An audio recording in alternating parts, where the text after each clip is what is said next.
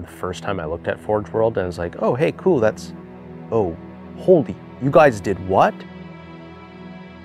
There's just way too much.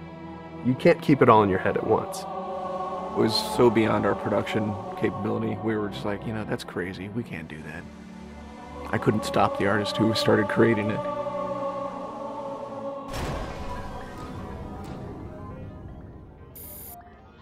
Forge is our editing tool that players can build their own maps. At its core, it's a map editor.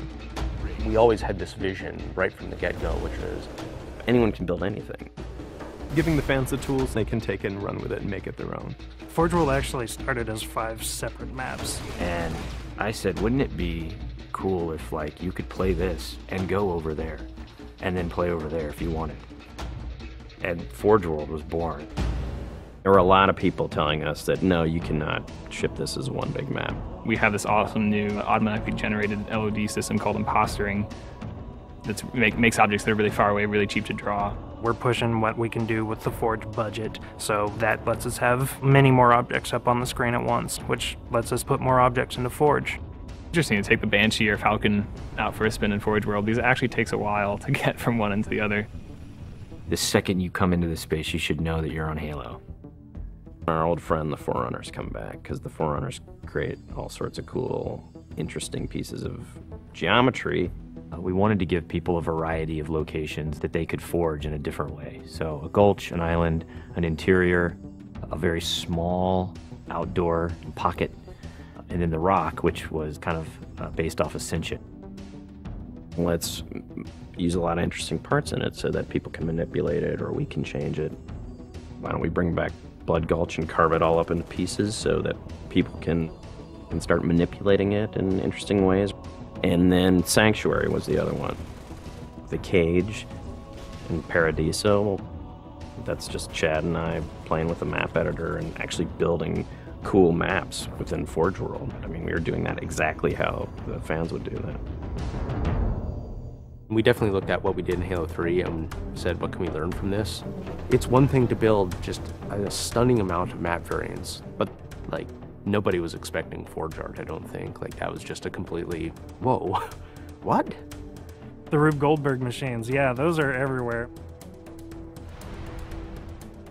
In Halo 3, it was cool that you could move things around, but it was still kind of clunky. And we're like, we have to make this better.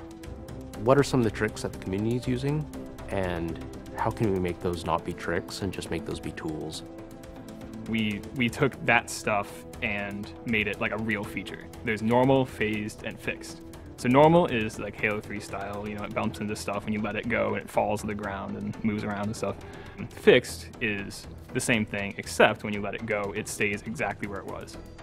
And then phased is the coolest because it means that while you're editing the object, it's not actually interacting with the environment.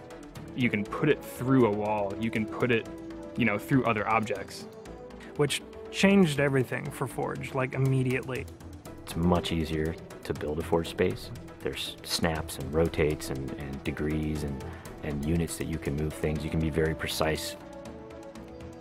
The camera controls, it's actually really good for object placement because little touches on the stick don't translate into really sudden, jumpy movements. And then we also have a fine editing mode. You click the stick in and then your camera starts moving very slowly. You're not spending 3 hours trying to get one block to line up directly to 3 other blocks. You can select individual objects and say, get rid of all the objects of this type. So if you're trying to get rid of all the spawn points on a map because you want to go and replace all the spawn points, you can do that.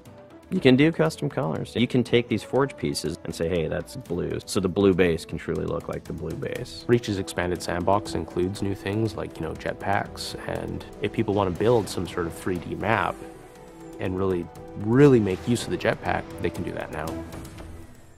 Custom game options and Forge go together like peanut butter and jelly. You're able to do things with game types that people might not even expect. My favorite example is King of the Hill, where the warthog is the hill. I'm super excited to see what people do with it when it goes out, because there's so much crazy stuff in there that's amazing.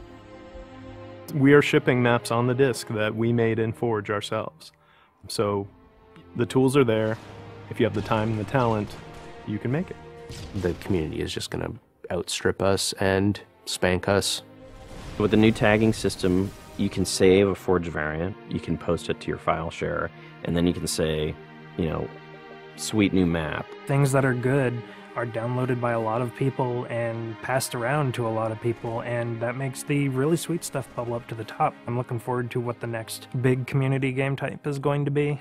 We realized that Reach was our swan song to Halo, and what better way to do that than to let people do what we've been doing all along, which is creating new cool maps. It's nice to go out with a bang, and this is a pretty big one.